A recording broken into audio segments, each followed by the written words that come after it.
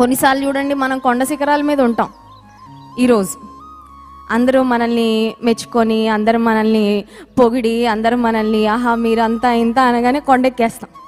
అయితే నెక్స్ట్ రోజు మార్నింగే సీన్ అంతా ఉల్టా అయిపోద్ది కదా, మొత్తం సీన్ అంతా ఉల్టా అయిపోద్ది. ఆహా ఓహో అన్న వాళ్ళందరూ చీతు ఎందుకు నువ్వు వేస్ట్ అంటారు.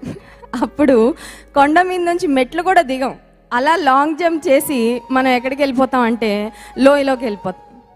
ఆ లోయలోకి వెళ్ళిపోయి కొంతమందికి ఏం ఐడియా వస్తుందంటే ఈ లోయలో కూడా కాదు మట్టిలోకి వెళ్ళిపోతే బాగుండు అనిపిస్తుంది కదండి. చాలాసార్లు వీ వాంట్ గివ్ అప్, ఇంకా వేస్ట్ అండి, ఈ బ్రతుకు వేస్ట్, ఈ జీవితం వ్యర్థం, ఎందుకు ఇంకా ఈ బ్రతుకు ఎవరి కోసం బ్రతకాలి నేను. కొన్నిసార్లు నిరాశ రాగానే you want give up so easily, ఇంకొద్దండి నాకు ఈ జీవితం అని అనిపిస్తుంది.